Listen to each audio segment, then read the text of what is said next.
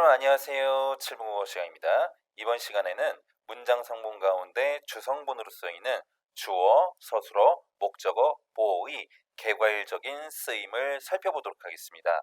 문장 성분이란 한 문장을 구성하고 문법적 기능을 담당하는 요소로서 주성분, 부속성분, 그리고 독립성분으로 나눌 수 있습니다. 이 가운데 주성분은 문장이 골격을 이루는 필수 성분으로서 주어, 서술어, 목적어, 보어가 있습니다. 이러한 주성분 가운데 먼저 주어에 대해서 살펴보도록 하겠습니다. 주어란 동작 또는 상태나 성질의 주체에 해당하는 문장 성분입니다.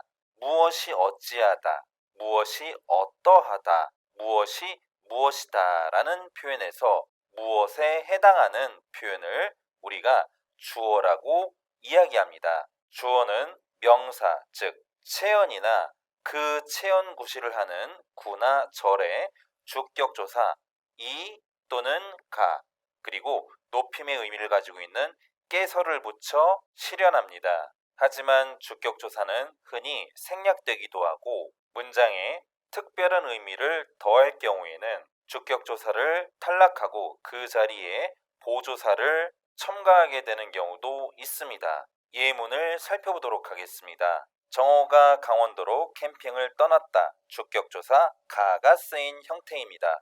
이런 문장을 정호 강원도로 캠핑을 떠났다라고 이야기를 하여 주격조사를 생략하여 문장을 사용하기도 합니다. 또한 주격조사를 탈락하고 이미 어떤 것이 포함되고 그 위에 더함의 뜻을 나타내는 보조사인 도를 생략한 표현도 있습니다. 동생은 충청도로 여행을 떠나고 정호도 강원도로 캠핑을 떠났다. 이와 같은 표현을 사용할 수 있고 아버지께서 강원도로 캠핑을 떠나셨다라고 이야기를 하여 높임의 의미를 나타내는 주격조사 깨서를 사용할 수도 있습니다. 서술어는 주어의 동작이나 상태, 성질 따위를 풀이하는 기능을 담당하는 문장 성분이라고 할 수 있습니다. 문장에서 무엇이 어찌하다, 무엇이 어떠하다, 무엇이 무엇이다 라는 표현에서 어찌하다, 어떠하다, 무엇이다에 해당하고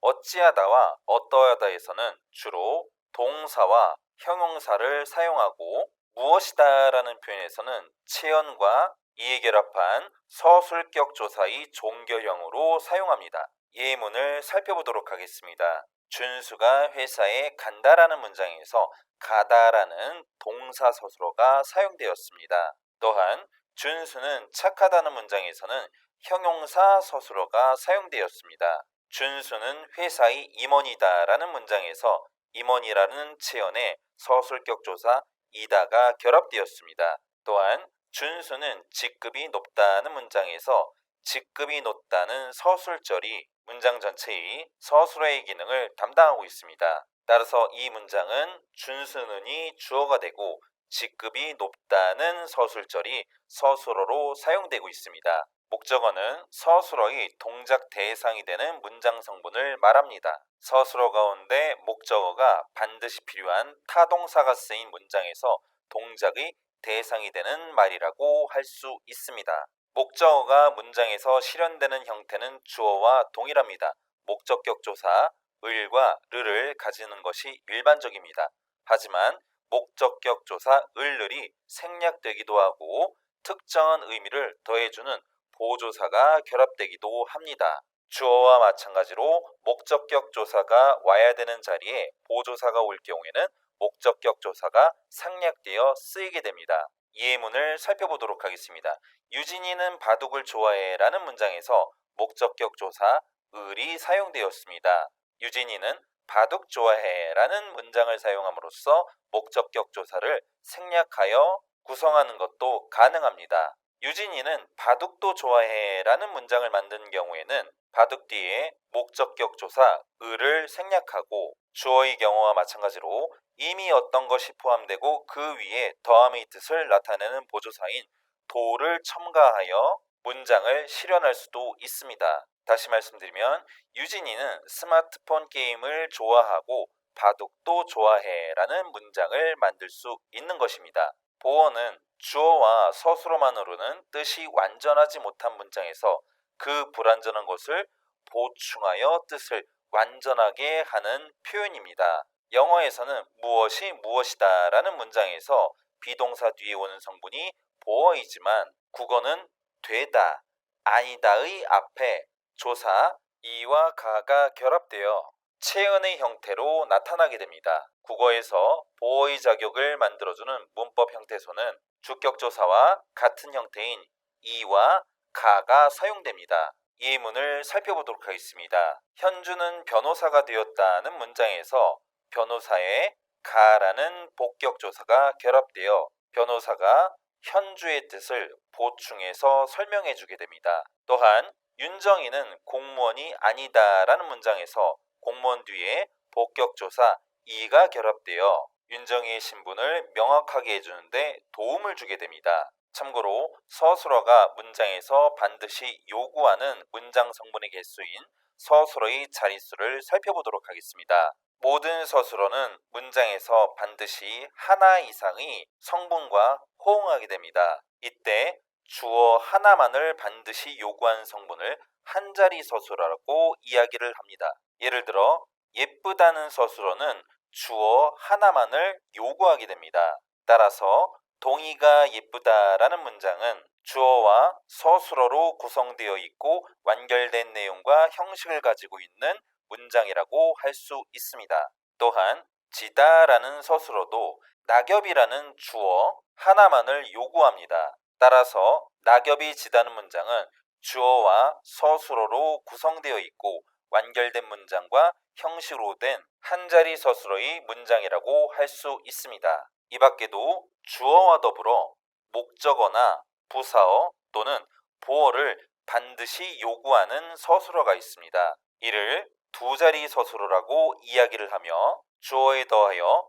목적어를 요구하는 서술어 또는 주어와 부사어를 요구하는 서술어 또는 주어와 보어를 요구하는 서술어로 나눌 수 있습니다. 목적어를 추가로 요구하는 서술어를 보도록 하겠습니다.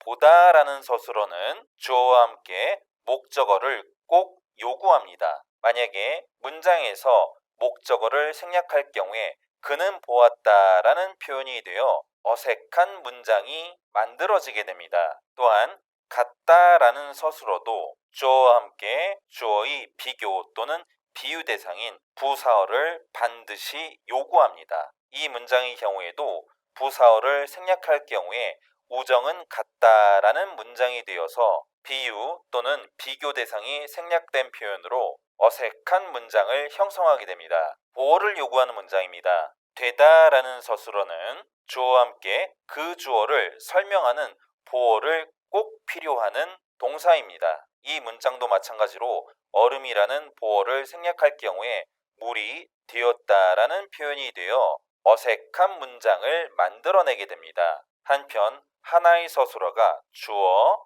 목적어, 그리고 부사의 세 가지 문장 성분을 모두 요구하는 경우가 있습니다. 이를 세 자리 서술어라고 이야기를 하며 이 가운데 하나의 문장 성분이라도 생략되면 어색한 표현이 만들어집니다. 예문을 살펴보도록 하겠습니다. 할머니께서 나에게 심부름을 시키셨다라는 문장에서 시키다라는 서술어는 말씀드렸듯이 주어와 부사어 그리고 목적어를 모두 요구하는 서술어입니다. 체언의 높임의 의미를 나타내는 주격조사가 결합된 형태의 주어가 사용되었고 마찬가지로 1인칭 대명사에 부사격조사가 결합된 부사어가 쓰이고 있으며 체언의 목적격조사 을이 결합된 형태의 목적어가 포함되어 있습니다. 이 문장의 경우에도 부사어 또는 목적어 어떠한 성분이라도 생략된다면 어색한 의미의 문장이 만들어지게 됩니다. 이 문장에서 부사어를 생략하면 할머니께서 누구에게 심부름을 시켰는지 알 수 없는 문장이 되고 목적어를 생략하면 어떤 일을 시켰는지 알 수 없는 표현이 됩니다. 따라서 세 자리 서술어는 주어와 부사어 그리고 목적어를 모두 사용해야 한다는 점을 알아두시기 바랍니다. 기억하셔야 할 내용입니다. 주성분에는 주어, 서술어, 목적어, 보어가 있습니다. 동작, 상태, 성질의 주체가 되는 주어가 있습니다. 동작, 상태, 성질을 풀이하는 서술어가 있고 타동사 서술어의 동작 대상이 되는 목적어가 있습니다. 또한 주어와 서술어만으로 완전한 문장을 이루지 못할 경우에 그 뜻을 보충해주는 보어가 있습니다. 말씀드린 내용 정리하도록 하겠습니다. 단어가 조사, 어미 등과 결합하여 문장 속에서 일정한 문법적 기능을 할 때 이 각 부분을 문장 성분이라고 이야기를 합니다. 문장 성분 가운데 주성분은 문장의 골격을 이루는 필수적인 요소로서 주어, 목적어, 보어와 서술어가 있습니다. 그러면 7분 국어 마치도록 하겠습니다. 안녕.